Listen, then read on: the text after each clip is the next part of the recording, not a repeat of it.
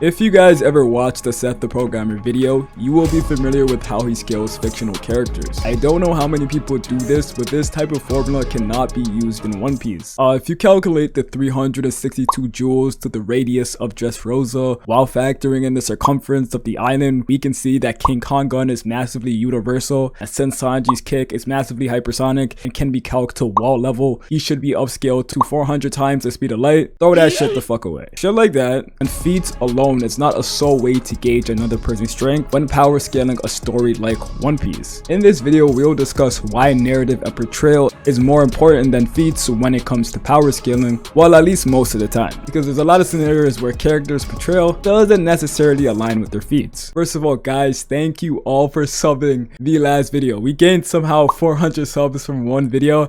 I truly love you guys, man. I will not disappoint you. But again, thousands of y'all aren't subbed but tune in every video, and some of you don't even know you're subbed. Let's experience this final saga together, guys, till the very end of One Piece. So hit that subscribe button, and thank you guys once again. What do I mean by narrative, you may ask? Well, it's hard to convey exactly what the term means. The basic definition of narrative is a message that tells the particulars of an act or occurrence or course of events. Now, that might have sounded like a whole bunch of nonsense, but here's a superior IQ definition to make it easier to understand. Narrative can be viewed as the events and circumstances that have to take place in One Piece for the sake of the story. I hope that's easier. And why is narrative so important in One Piece? Because One Piece is a story where not many character strength is showcased through on-screen combat, and we are completely clueless about their full capabilities. Oda was able to completely hypnotize the casual One Piece watchers into believing Shanks is the undisputed top 1 strongest character in One Piece, mainly because of his aura, and his minimal feats is enough to make people go bonkers, because majority of the top tiers don't have as hype moments or have showcased their full strength, and those people also don't tend to factor in narrative. Me personally, I can almost guarantee you Imu is stronger than Shanks, but when I say some shit like that, I usually get hit with Imu is featless. It's easy to look at Shanks and believe he is the strongest, but I completely understand because he honestly does look like it. In a way, that's what Oda kind of wants to make us believe. A lot of characters have certain narrative importance that will require their strengths to be at a certain level, regardless of them not showing any feats right now. Also, Oda tends to portray characters to be a certain level of strength in One Piece without showcasing their full abilities to us, like Shanks for example, and this is quite frankly majority of the top tier fighters in One Piece. The prime example of what I'm trying to convey to you guys is Monkey D. Dragon. This is the father of Luffy, and he's a part of the Monkey D family, and most importantly, he is a D. He's the leader of the Revolutionary Army and is the world's most wanted man, and should technically have the highest bounty in One Piece since he's the biggest threat to the world government. But the main problem with Dragon is that he's a deadbeat father who left his son without a mom or a dad, and hasn't reached out to him once, even though his son's brother and his crewmates were literally living with him. He cares about his son's foster brother more than his own fucking son. Imagine you're adopted and you find out your homeboy you knew for 17 years was adopted too, and you go to his house, I don't know, to play some fucking, what do guys play nowadays, Valorant, and you meet his pops, only to find out that that's actually your pops and you came from his sack, but he treats that boy like he's his son. But anyways,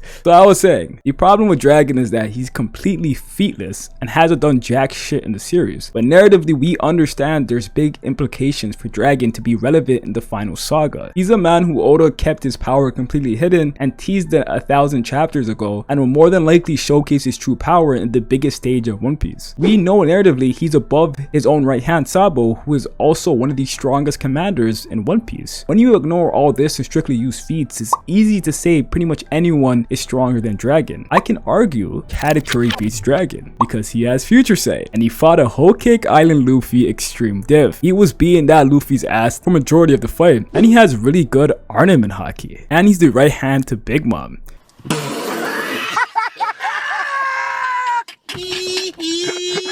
Narrative and portrayal is always best accompanied by feats to help further gauge a character's strength, but they kinda go hand in hand. In some cases, if someone performs a strong feat, a character's narrative might not be good enough, or if someone simply performs a feat greater than that person who has a narrative over them. But that's only if they couldn't achieve that said feat. If that was confusing, let me give you an example. If Mihawk fought Roger and lost, and Shanks fought Roger and won, I wouldn't care about Mihawk being the world's strongest swordsman, making him technically stronger than Shanks, because I had literally seen a feat that 100% disproves that, since Mihawk lost to Roger and Shanks beat Roger. At that point, the narrative of Mihawk being the world's strongest swordsman can definitely not put him over Shanks. But that's not how things typically work in One Piece, but there are scenarios similar. I thought Shiryu was insanely strong right now since we're in the final saga of One Piece, because at some point he has to be extremely strong since the narrative demands it if he's gonna fight a Zoro in the future. But his recent feats on Hachinosu have me thinking he's not that level yet, or he's just not that guy to be fighting Zoro. I say narrative transcends all because in the story of One Piece, a person can be considered one of the strongest while having little to no feats, and can even be considered one of the strongest with feats that don't align with their narrative. What do I mean by that last part specifically? Their feats don't align with their narrative? Let's ask Captain Hook. Crocodile versus Luffy in Alabasta. In this fight, Crocodile lost to Luffy after he beat his ass 2 times. Luffy beat Crocodile in an intense fight. That version of Crocodile was relative to an Alabasta Luffy. Luffy was obviously stronger, but some people say Crocodile was underestimating Luffy, but whatever. They should still be relative. A couple of arcs later, we go to Marineford and we see Crocodile again. Mind you, no time skip has happened. He got sent to jail between then and now. Crocodile put up to Marineford looking like he ran shit. He literally bitched Mihawk and told him,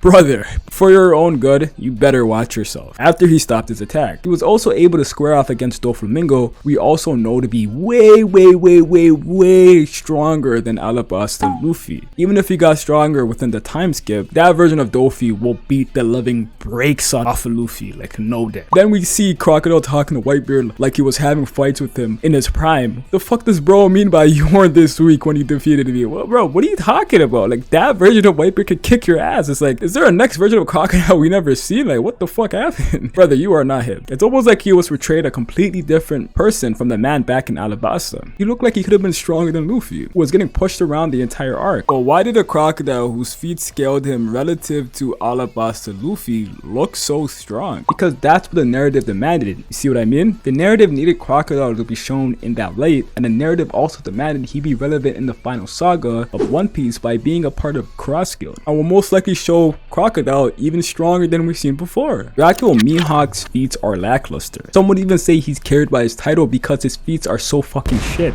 In Marineford, he gets stalled by Fista.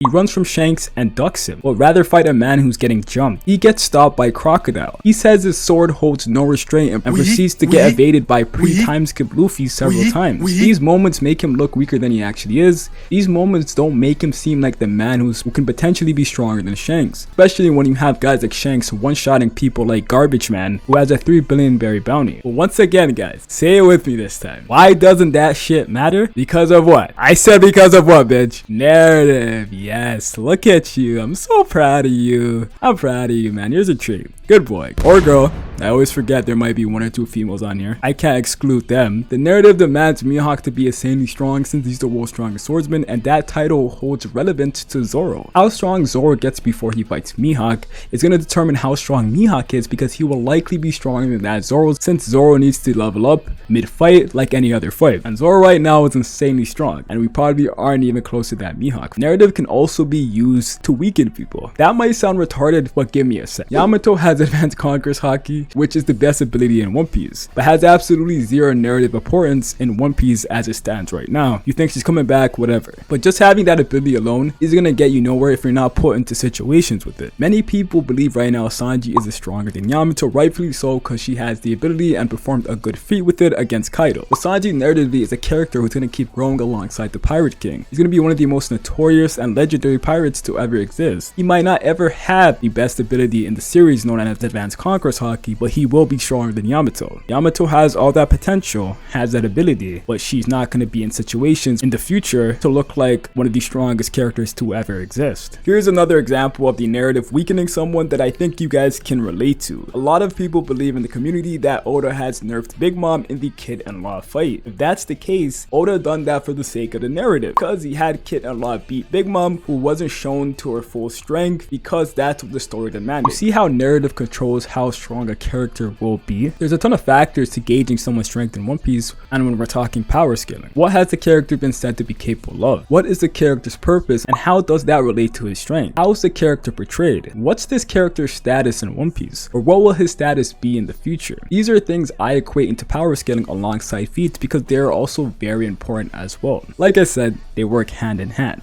But that's pretty much it, guys. Let me know what you think down below. This video might have been too like information packed, or it might have been like a little bit confusing to you guys to try to understand, but I hope I conveyed it the best way possible. Let me know what you guys think about it down below. Obviously, thank you guys for subscribing if you did and you made it this far. If you did make it this far, you clearly liked the videos, man. You gotta hit that sub button. Thank you, appreciate it. And yeah, I'll catch you guys next time. Peace.